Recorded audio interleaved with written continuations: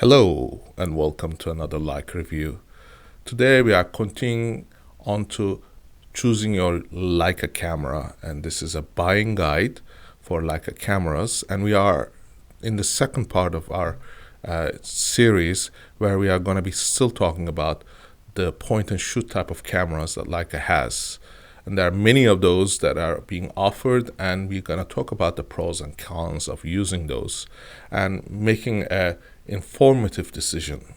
And for that reason, I highly recommend that you take some notes. If you haven't taken some notes, please remember the names, because these are important, because what you will find is that Leica has C-Luxes, V-Luxes, D-Luxes, and a multitude of cameras that are being produced, and all these cameras have their own specifications, and they serve pretty much around the same needs, or geared for the same market segment.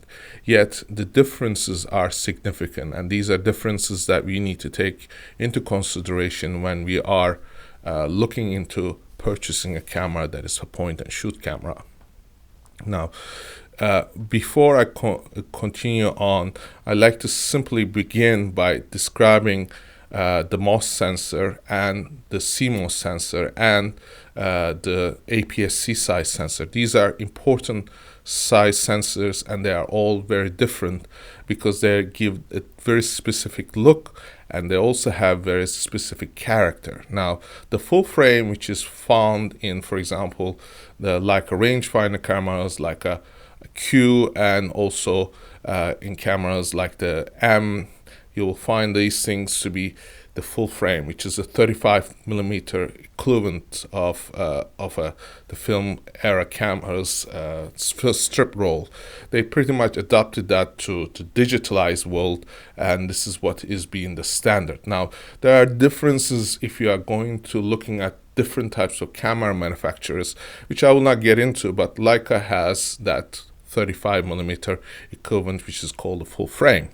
And what can be done is, for anyone who's specifically looking for a full frame, Leica Q is only the camera that is being really offered as the Q2, of course, as the full frame type of point and shoot cameras. But if you are going to look at other types of cameras that are going to be the APS-C or MOS type of sensor cameras, they are going to be different, and they are again priced relatively cheap, easy to carry, very compact. They're designed for anyone who wants to use a Leica camera, for example, on their skiing trip, or if they are going for a little journey and they don't want to carry anything big. And for that, I think having a Leica camera is very good, because you're not only getting a good camera that is well built, but you're also getting great lens. And that lens is going to perform well, giving you great results. And for that reason, purchasing any of the cameras like the V-Lux, D-Lux, or CL, they're going to give you results that are going to be pretty much in the same league in terms of color rendering, but what's going to differentiate is going to be the size and functionality, and also a little bit on the renditioning of low light conditions. So if there's a MOS type of sensor, which is somewhat smaller than the APS-C size sensor, what you're going to have is a situation where the sensor is so small that low light capabilities are somewhat reduced.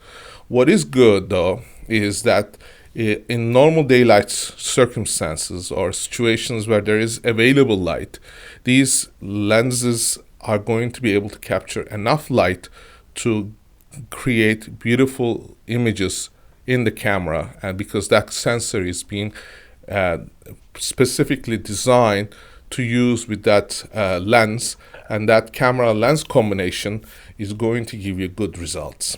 So a lot of people ask me, should I be buying a V-Lux or a D-Lux? Now, well, the situation is, what are you going to use it for? If you are attempting to get to be using it for example, a camera that you can put in your pocket and take it with you, then it's a camera that will serve the purpose. Now, another important factor is the number of megapixels. Now, there are cameras in Leica's lineup. There's 17, there's 20, there's 24, and all these are pretty much in a kind of a perimeter of good quality images that you can print out and put it on your wall, or achieve incredible results if you are going to do it in larger formats. What I mean by larger format is larger formats like 4-foot or 5-foot images that you will still be able to get pretty good, decent images. And for that, I say, having larger number of megapixels in the camera is not always the best choice. What is important is how good are you going to use it, how compact your camera is, how much you're carrying it, and all these other factors.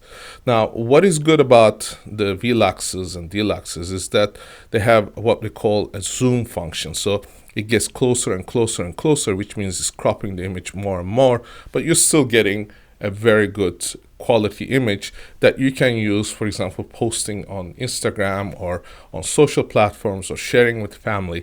Those are images that if you're going to keep it in your computer, it does not matter how big they are. What is important is the quality of the image that you are getting that can be viewed on a computer screen as much as on a small tablet or a smartphone.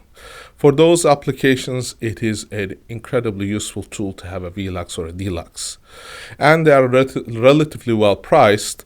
For me, they are a good option if you are just starting out. If you're buying it for your kids, if you're buying it for someone who has never used these kind of cameras, having a fixed lens camera is going to do wonders. Now, there are cameras like the TL2 series, which has interchangeable lens. What that means is you can take off that lens, for example, that is on it, and put a 35mm. You can put a wide angle lens. You can put a zoom lens. You can put all kinds of lenses on it and get incredible results. What that means is you are able to alter the focal length of the camera's capturing ability. So what you are doing is when you put a 35mm, you are getting APS-C crop, which is going to give you a multiplication factor of 1.5, and you're going to get a very decent photograph.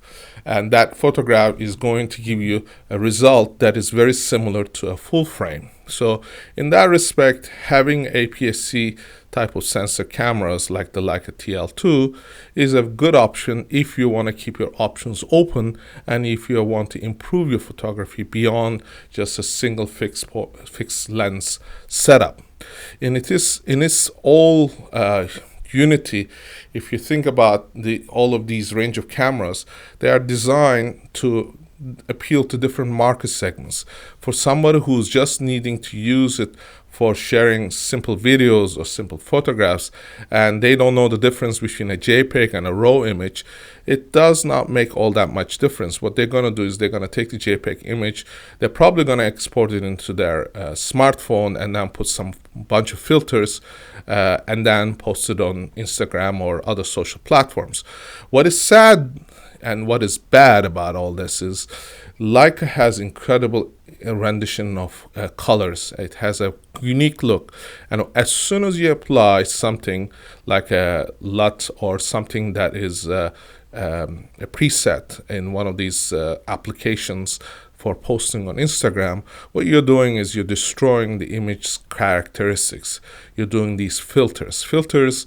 As much as they look interesting, mimicking the colors of 1970s, 80s analog cameras, they are not the original thing. And what is happening is that you are sacrificing incredible quality and then turning it into something that is somewhat not as beautiful.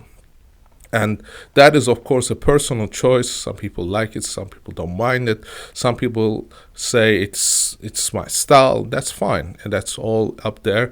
I will not go into discussions into whether that is a artistic expression or is it good. It just means that somebody has chosen to deviate from what is beautiful. Now, if what is beautiful to you is a beautiful color rendition, that's why you want to have a Leica. If you're going to destroy that image, if you're going to create an image that is going to be somewhat different than what it should be, then using any other camera, even a smartphone, is going to give you results that is going to be probably equal or similar to what the Leica is going to do, because what you're doing is you're actually destroying the image. And that destruction of the image is something that has been voiced by professionals, but it has been kind of overcome by the younger generation, saying, we can do what we want, it's our expression, whatever. So that is the reason why when you're choosing a Leica, remember, it is designed to give you a good quality image. That image is there for your own benefit. And if you want to take that image and turn it into black and white, that's an option. That's something that can be done.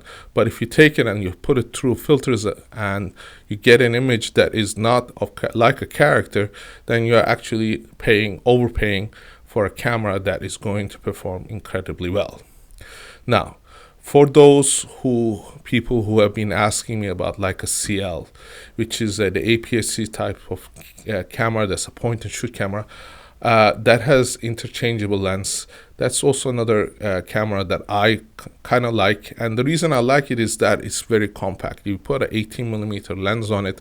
It's called almost like a pancake lens, and you can put it into your coat pocket, you can put it into your bag, and you can go about shooting incredible photographs and achieving great results because it's such a compact camera. And it is one of those cameras that's not going to attract so much attention that if you take it to a nightclub or if you take it to a place where large cameras might hold attention, this is not going to hold attention. People might even assume that it's a smartphone, but the quality of the images is going to be incredibly good. It's going to be having character. It's going to have those vibrant colors. It's going to have those accurate skin tones. And that is the why I say, if you're going to buy a camera, invest in a camera, and if that is going to be Leica, make sure you use Leica's settings. You use those things that are built into the software, built into the way the character of that lens is going to be best achieved. And the image that you capture, only thing you have to do is import it to your Lightroom or to your software. And there are a bit of tweaking that you might do, and this is mostly on personal taste, but I have a bunch of LUTs that I provide, and there are other LUTs you can purchase as well. These LUTs allow you to enhance the character of those images to give it a more Leica-ish look. Now, Leica-ish look is only something that is discernible to someone who has a trained eye, can see things and say, these characteristics, the way this lens is rendering, it looks like a Leica, or it has the character of a Leica. Now, people say, I cannot differentiate. Well, that's something that it requires training. It requires vision. It requires a trained eye. Now, for someone who has used a Leica camera, if you look at a Leica Noctilux image, you're going to see that image looks totally different than anything else that has been shot with a different lens. The reason is that it has a very unique character, and that is what makes that image beautiful, and that's why that lens costs so much. You are creating a look through that lens, and you're using what Leica has made, which is incredible optics, incredible accuracy of colors, and great image quality. And this is the combination that you are creating, and that is creating the difference between your image and the average person's image that has been taken maybe with a smartphone or a cheaper camera. And for that very reason, I say, if you are going to use your camera, use it efficiently, use it for the purposes that it is intended to. Once you have mastered all of that, then you can go on saying, you know what, I want to move up to a bigger camera, I want to use it in a different setting, I want to have, for example, a rangefinder camera. These are options that are going to be there for you. These options, the best way to do that is to, if you're going to go with a compact point and shoot camera, like a TL2 with interchangeable lenses, is incredible. You can even put the M type of rangefinder type of lenses on it, use it and experiment with it.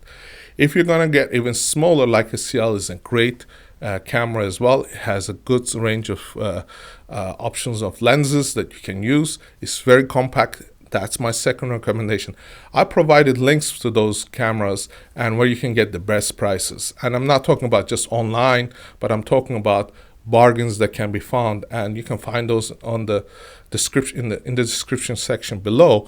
What I would like you to do is make an informed decision. So if you know that Leica TL2 or Leica CL is your camera, well, that's the first choice. If you're going to go for something that is more compact, you're going to buy it for your teenager, you want to buy it for something that you want someone to learn and begin photography, or somebody who's very, novice about it, then Deluxes and Veluxes are incredibly useful. For that, it is a great camera to choose.